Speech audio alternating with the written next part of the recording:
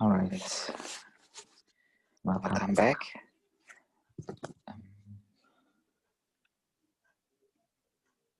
Maybe I should reduce it a little bit.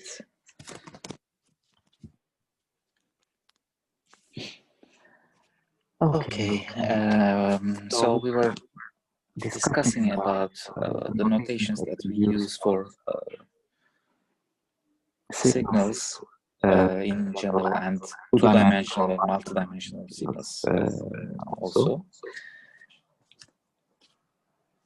Now, let's be a little bit more specific about images, about discrete time images. How are we going to notate them? Because we will be using this pencil. It may be easier for me if I could just put some images or videos from the internet and share them with you. Maybe starting with the next week, I will be more accustomed to using these online tools, because it may be easier than just trying to draw as if I'm drawing with a blackboard on the blackboard. I don't have to do that, right? But of course, writing the equations and all those things will be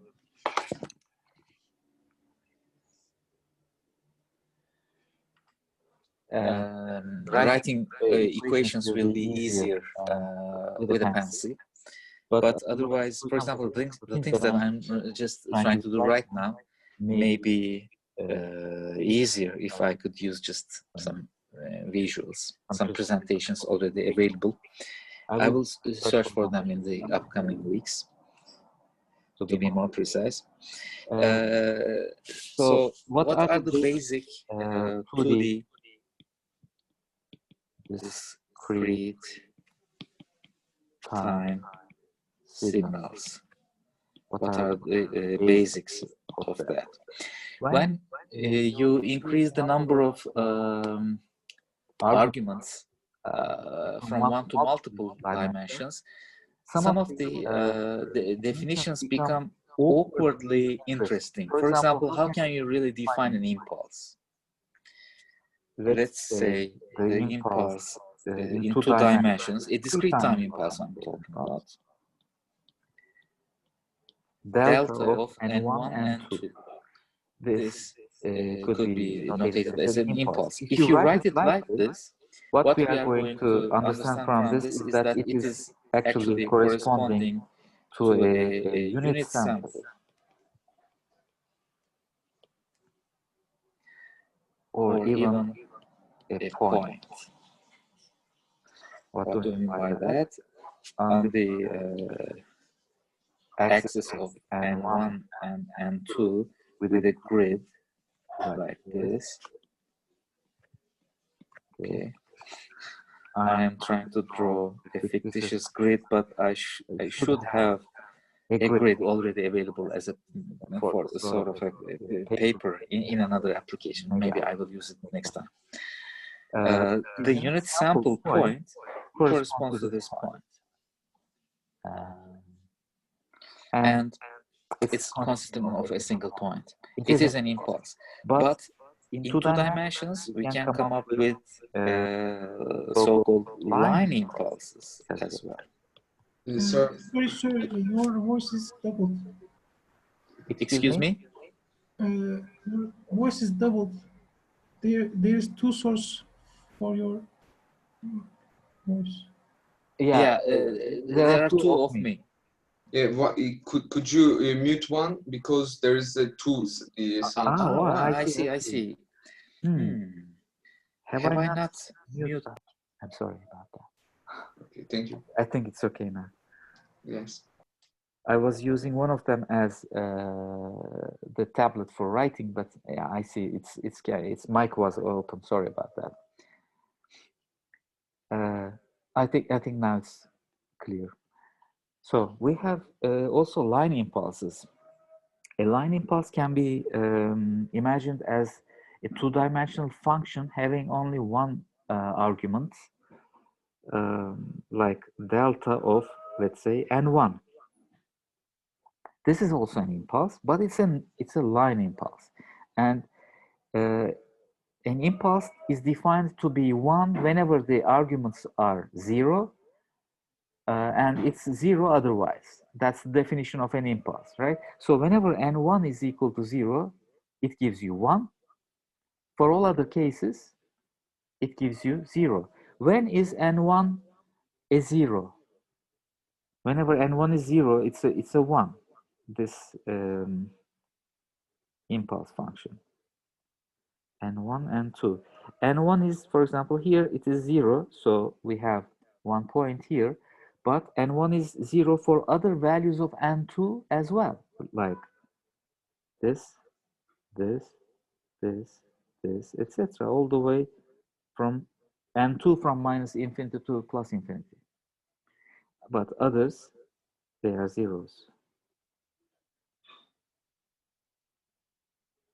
Something like this. I'm just trying to plot the grid here. So this is also an impulse, this thing, but it is a line impulse, unfortunately. Do we have to say unfortunately? Yes, because this is something fairly new. It's not really like an impulse that we expect consisting of a single value, a single point. It's not a single point, it's a line. We can think of, for example, delta n2, which is also another line impulse. Can you imagine how it is? It is consisting of several points, this time along the n2 axis, where n1 is 0. That is also a line impulse. But we may have other line impulses too. For instance, what can you say about delta n1 minus n2? It's an impulse function, but the argument is now getting some other functions. I would, may I expect an answer from you as what this should be? I will give you a few seconds. No answers?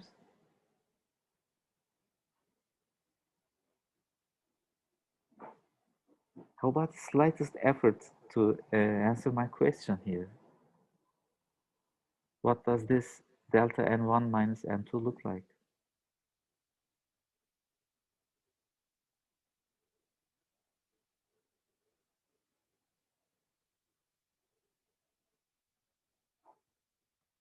I will wait for one attempt at least.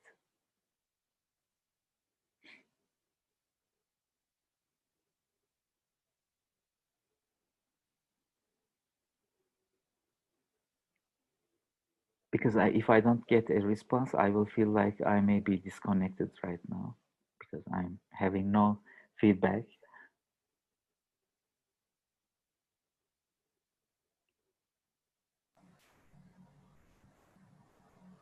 Yes.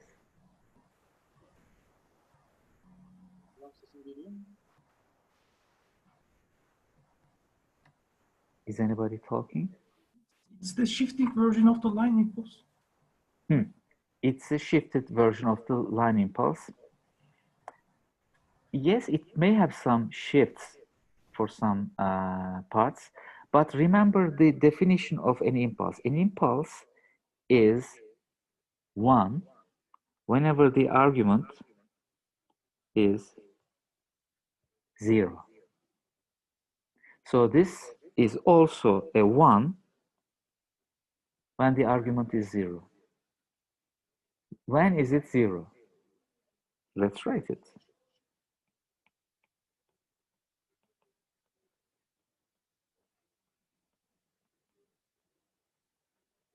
So whenever n1 is equal to n2, n1 minus n2 is 0. And whenever it is 0, the impulse is a 1.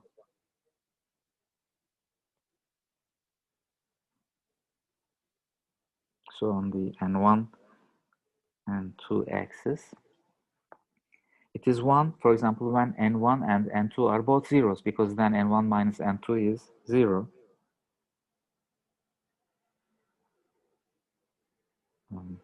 Why it's not writing. Sorry. Let me see if, no, it's fine. Isn't it writing? It's just stopped giving a response. Huh, yeah. When n1 and n0 are 0, it is a 1, because n1 minus n0 is 0. But then when both of them are 1, it's again n1 minus n2 is 0. If both of them are 2, both of them are 3. Whenever n1 is precisely equal to n2, their difference is 0. So this is the line impulse that we will get. Delta n1 minus n2. It's not only shifted, but it's tilted version, 45 degrees version of it. We may generate more examples. For example, delta 2 n1 plus n2, yeah, something like this. The only way to find the points of this kind of line impulse is whenever the argument is 0. So 2n1 plus n2 is equal to 0, and therefore n2 is equal to minus 2n1. So whenever n2 is negative twice of n1, 2n1 plus n2 will be 0, and we will put a dot. You just have to be careful with this one. n1, n2.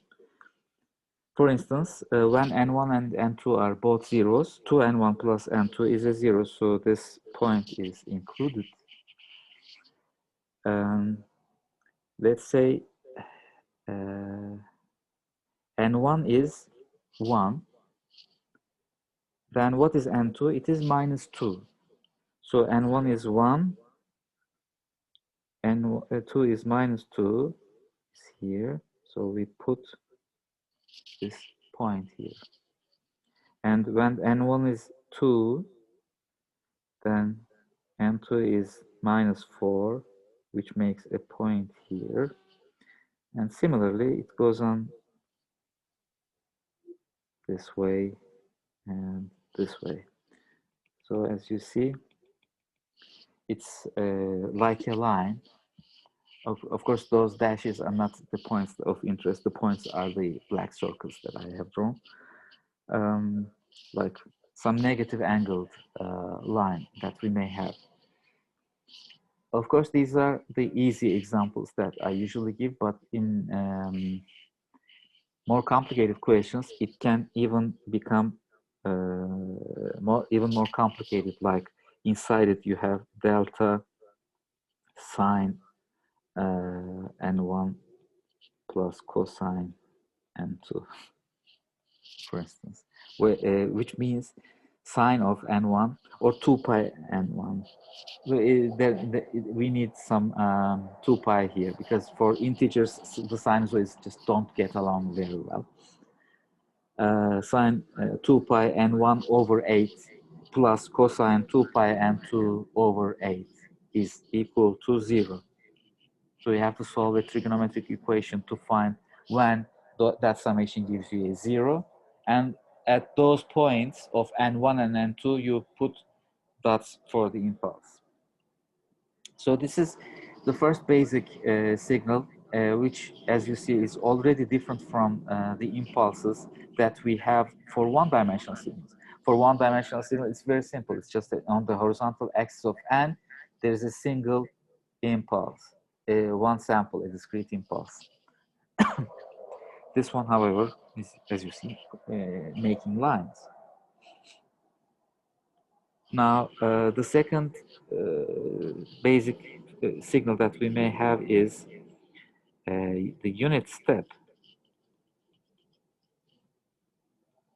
For example, u of,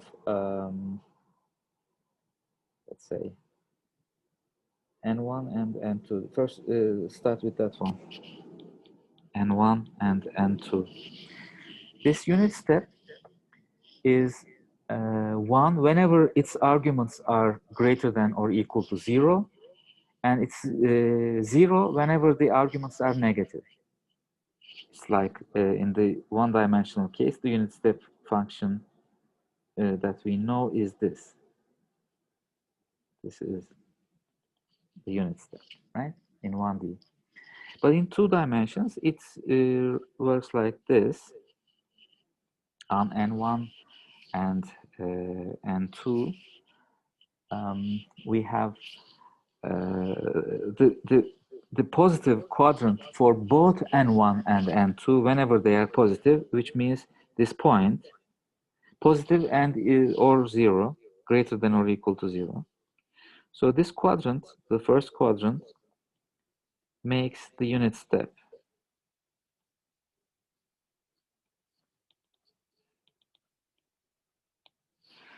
Whereas the other locations like this, etc., they are empty.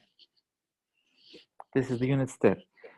Then there are other alternatives of making the unit step function by just playing around with this, with these arguments and making them a single argument.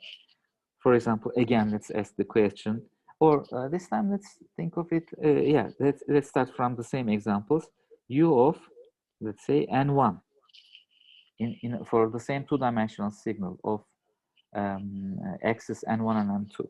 This is 1 whenever N1 is greater than or equal to 0, regardless of what N2 is. So we have to draw it. If this is N1 and N2, we have to draw it like this. So to the negative N2, it also extends.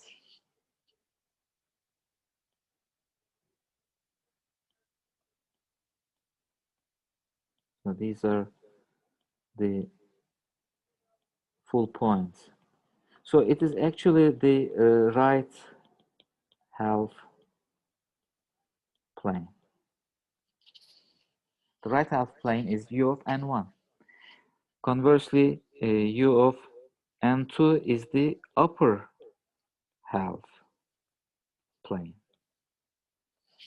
Okay, all the things for N2 to be positive to the top are ones, regardless of what the value of N1 is. All N2 values with positive or greater than or equal to 0 values are ones. Again, we can do nasty things like U of N1 minus N2. We can also do that. All you have to do is you have to check whenever N1 minus N2 is greater than or equal to 0. Those are the points where you put a dot, which means N1 is greater than or equal to N2. Let's draw it.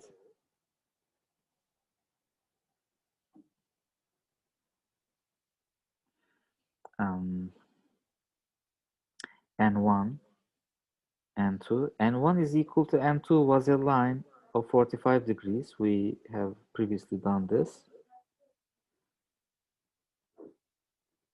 But this time we want N1 to be greater than or equal to. So equal to is here, but how about the greater than ones?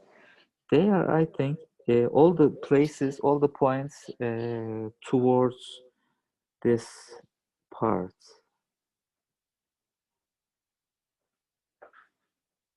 Like these points. So all these points that I'm trying to draw, sorry about the inaccuracy.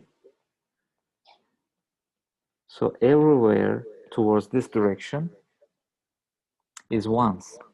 That is what U of N1 minus N2 is. Again, by complicating the argument even further, you can come up with different regions. These regions are mathematically important because we usually segment or apply the processes to some specific portions of the image with respect to these mathematical definitions. The scientific way of doing it would require utilization of such functions, unit impulse and unit step and things like that. Of course, if you're writing a program, it doesn't matter. You just program them using MATLAB or C or Python, whatever you're using, using your arrays and limits and things like that. You have to be careful about that. But whenever people ask you to write a paper about it, give a scientific manuscript regarding the operations that you are doing, then you have to stick to the notations of signal processing. So these will be critical for more scientific stuff like that. The next thing that I want to talk about is periodicity. And this is critical. It will take some minutes. This is not as easy as the previous unit impulse and unit step. What can we talk? What can we say about the periodicity? Now, let's start from the one-dimensional periodicity. It's the easy way, but its extension is a little bit non-trivial. In one dimension, we have, let's assume discrete time, okay? X of n, if it is equal to x of n plus k, which is an integer, let's say, an arbitrary integer, but you can say k is equal to 1, plus capital N. So x of n is x of n plus capital N. For all n, then we say that the signal is periodic. And if you can find the smallest capital N here, that would correspond to the period. Right? Of course, this is also naturally equal to x of n plus any k times n for all n and k. Then that is periodic.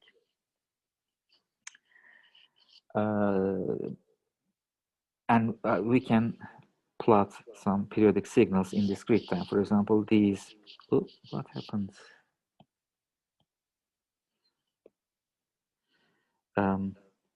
Okay, these two signals and then 3 empty spaces, and then those 2 signals and then 3 more spaces, and then 2 signals, 3 places, 2 signals, etc.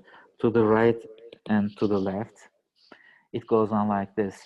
So what is the period here? The period is this much, from 0, 1, 2, 3, 4, 5. So the period is 5. Right? This is an example one-dimensional periodic function.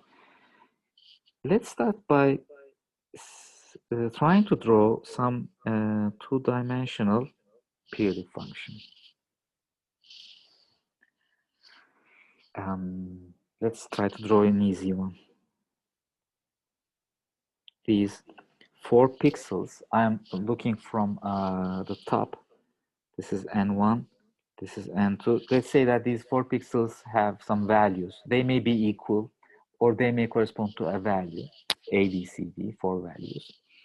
And then this structure is repeating itself, let's say, here. The first repetition I'm drawing with empty circles just to indicate from where to where it moved. And multiples of that motion is also a continuation of those. Like this, for example. Those 4 pixels are repeated again and again. It goes on like this. And to the bottom part as well. Like this.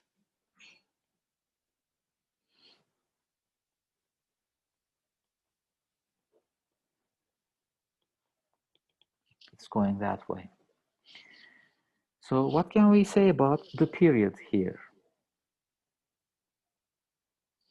The period is consisting of 2 elements One is the, let me choose a different color. One is this amount of moving up, or negative, or multiples of that amount, negatively or positively, and this amount of moving to the left, and multiples of that, or negatives of that, even negative number. So what is that period? That period is actually 2 by minus 1. Okay, this is the period. But it is, let's say, only one period, because this periodicity may extend to a different direction as well. For instance, it may be this time I'm gonna use crosses. So these x's, the crosses, are a repetition of the original full point, moving this time to another direction. And multiples of that later, it moves again like this, or negatively towards here, this time to the other direction, like this, which also makes the other empty pixels here or here. So this slot also needs to move along this direction, and this cluster also needs to move along this direction. This cluster moves this direction. This cluster moves along this direction. Let's try to notate them, maybe with a different color, green color. I'm not sure if it's very visible.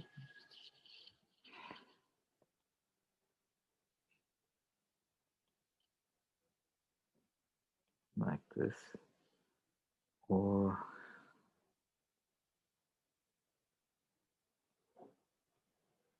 like this, or like this. And of course, something somewhere here. I'm not being accurate right now. I'm just trying to draw something.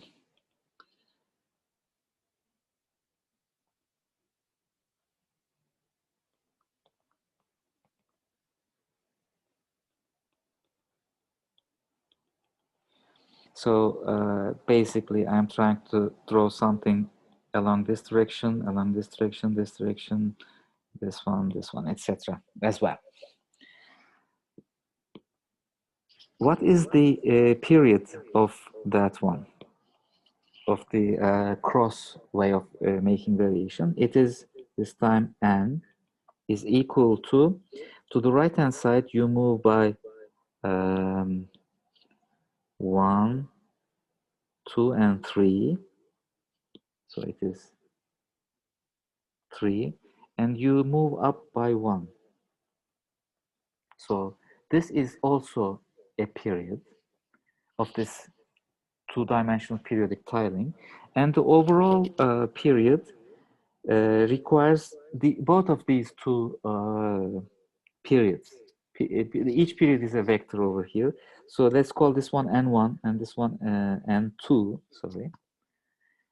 And the period is therefore a matrix, an n matrix consisting of the n1 vector and the n2 vector, which is 2, -1, 3, it was a bad 3, 3, and 1. So as you see, the period is a matrix. We increase the dimension from 1 to 2, but the number of variables that we use for indicating the period increased to not to to 2, but to 4. Now we have 4 numbers. 1, 2, 3, and 4 numbers. So for 2 dimensions, we need 2 vectors of 2 dimensions. The first vector is this, the second vector is this. And combined, we need 2 vectors of 2 dimensions. So can you imagine a 3-dimensional periodicity where video processing is basically related to that? In a 2-dimensional tiling, it's like consisting of cubes or some 3-dimensional shapes that are attaching to each other to indefinitely tile the 3-dimensional space. Then what would be the period, or how will it look like? Then it will look like, for 3D, let's say, it will be again a matrix consisting of this time 3 vectors, and each vector will have 3 dimensions, 3 elements inside. So it will be like A, B, C for the first vector, D, E, F for the second vector, and G, H, I for the last vector. So the number of numerical values that we use for representing a 3-dimensional periodicity abruptly increases to 9. For 2 it was 4, for 1 it was 1. So the square of it is necessary for indicating a periodicity. This periodicity is therefore, you may take note of it if you wish, requires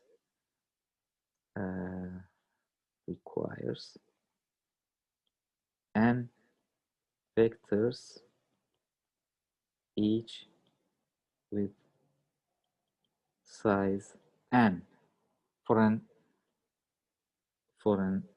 n-dimensional signal. So if you have n dimensions, you have n vectors, and each of those vectors have size or length n. This is what we mean by periodicity. And the notation requires some knowledge of linear algebra, because just like, let me go back to this and show you this. As you see, x of n is equal to x of n plus k times capital N. Okay, I'm showing here. Is the 1-dimensional version. How can we write something similar to that in multiple dimensions or 2 dimensions? It will be like this. Periodic, let's say 2D signal will be notated. Every 2D signal will be notated like this. It may be sometimes is x of, in parentheses, an n vector. So the length of this n vector determines the dimension of the signal. This is similar to saying x of n1, n2. But instead of that, n1 and n2, I combine that n1 and n2 into a vector form and say that x of n bar. I'm using lowercase bars for indicating vectors and uppercase with a bar underneath to indicate matrices. Okay, that will be my notation. In the books, you usually find it like x of n with a boldface n. That boldface lowercase letters are used in the literature, in books or papers, for vectors. Uppercase boldface letters are used for matrices. But of course, I cannot write boldface on the blackboard, so I'm using a bar or something like this. So x of n is a 2-dimensional signal, is equal to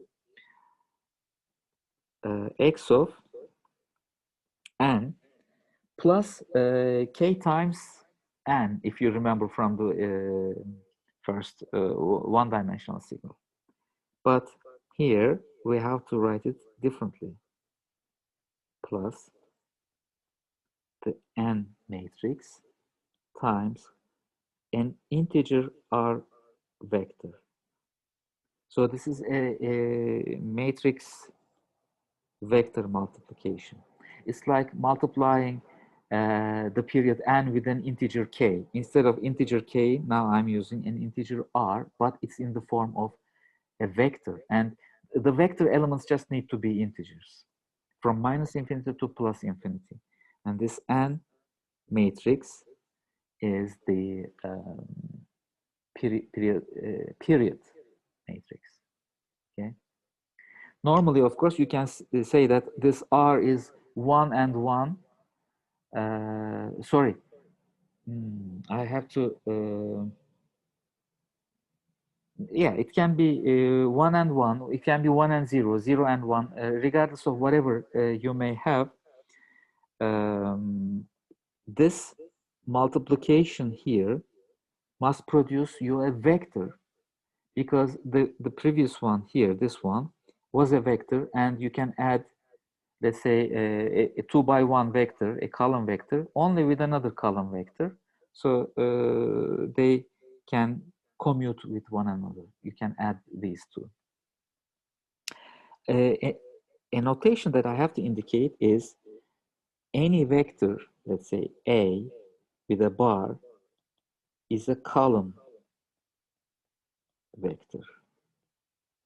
So by default, vectors are column vectors, right? Not row vectors. So this I can also write like, did I drop from the screen sharing? Yeah, probably. I will share it again. Yeah.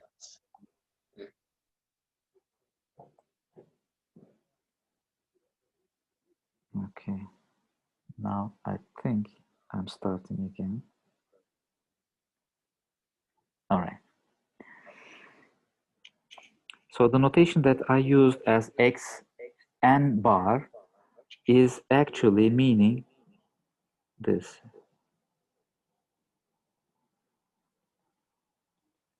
This is equal to x of n1, n2 plus a matrix. Let's call them n11, n12, n21, n22 times r1, r2. So as you see, the mathematics of this linear algebra is proper. Okay, it's a matrix times vector, which will give you a column vector, this one, and it can be added to this column vector. And whenever it's these two parts, this part and this part, are equal for every R1 and R2 and for every N1 and N2, then it means we have this thing as a period. This matrix is a period, and it's a periodic two-dimensional signal. How can we say it? For all N and R elements of integer square, two-dimensional vectors. So that's a very proper way of writing things for an exam paper, or for manuscripts, for books, for articles, etc. Let me check the time again. It's 11:08. The other concepts that I will start will be a little bit related to more like systems. So let me just give you a few exercises for you to think about, to ruminate, to exercise, right? To write on a piece of paper if you can wish, or imagine. But sometimes imagination will not work. So having a piece of paper and a pencil is a good idea. Let me start by giving you some exercises for you to think about. And the exercises are trying to draw how they look like. For example, these, yeah, let's think about only line impulses. Delta n1 plus 2, comma,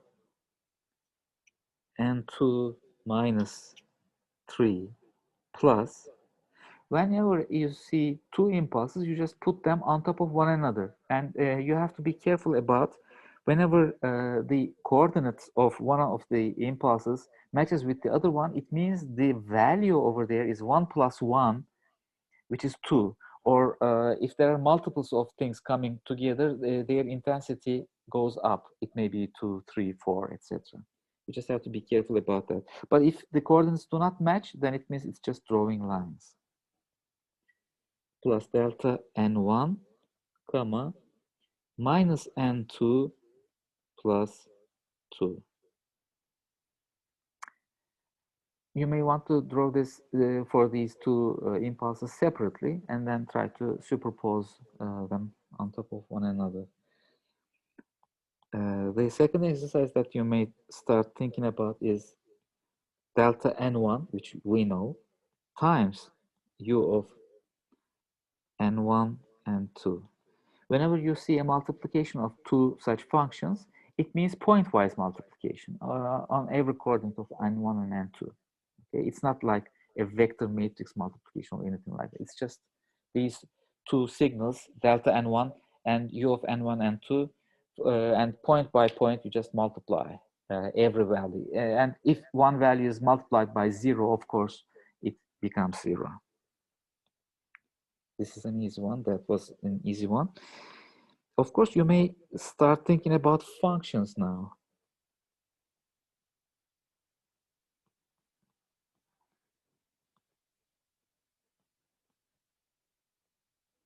Minus n1 plus 1, comma, minus n2. Look at that.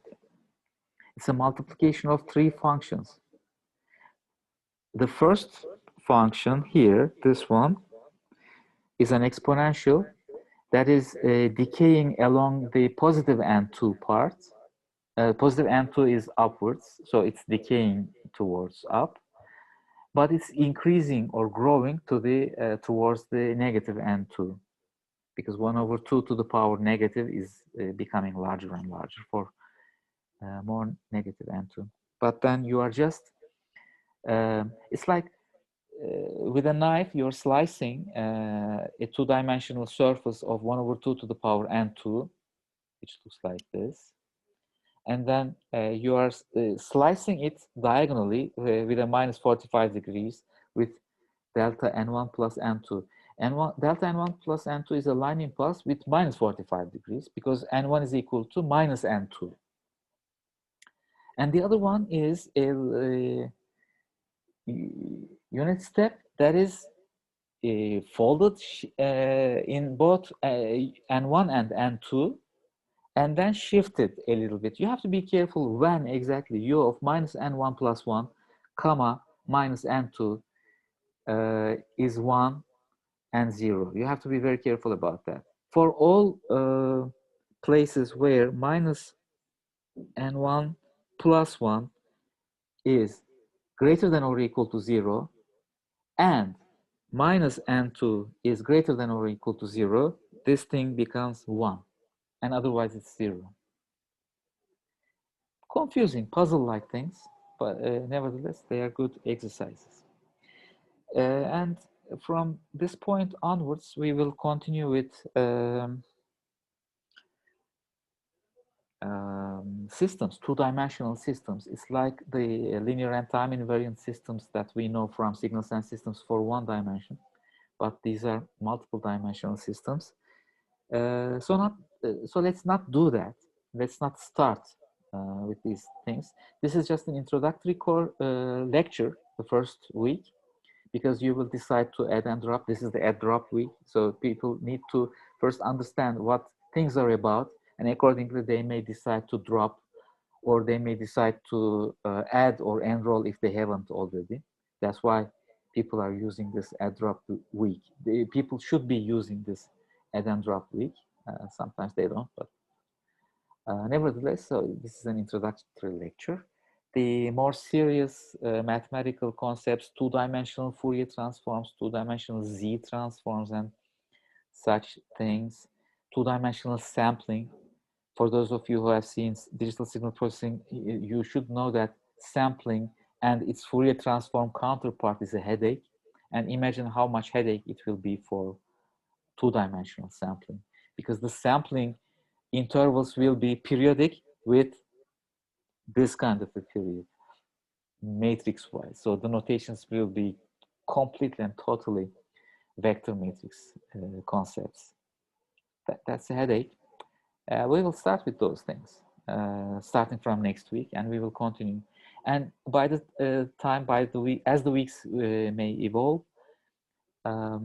we will start seeing more real-life application-like things. So most of the image processing that you may imagine in your minds will be the topics of the final weeks, the last weeks, once we see them and wrap up all the mathematics of these concepts, which will take 90% of the whole course.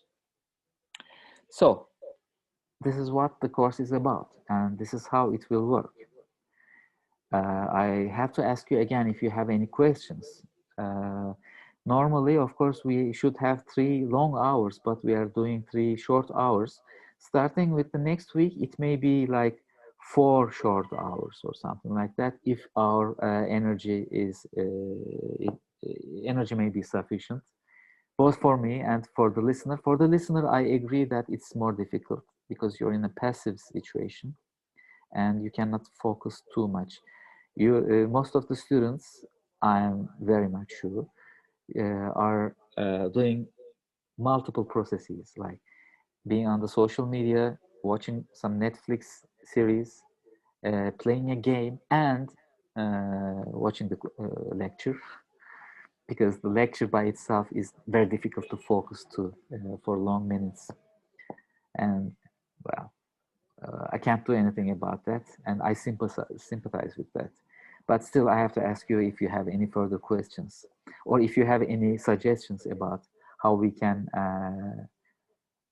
increase the motivation or the focus. I don't have much idea. I'm a very classical way of lecturing professor, so I don't have much to do about that. So, but the word is yours, and you seem to be a very passive class, unfortunately. If I could see your faces, I could see that you would be looking at me, and I would say, yeah, these are listening to me. But now it's difficult for me. So I would like to hear a few words regarding, if you have questions or suggestions, or not, even if you have nothing to say, just say something.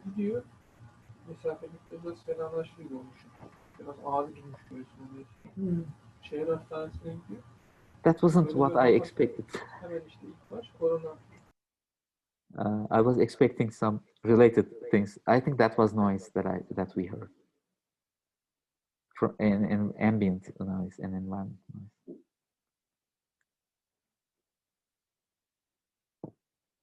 Anything? Just say nothing if you don't have anything. Where can we access the video links?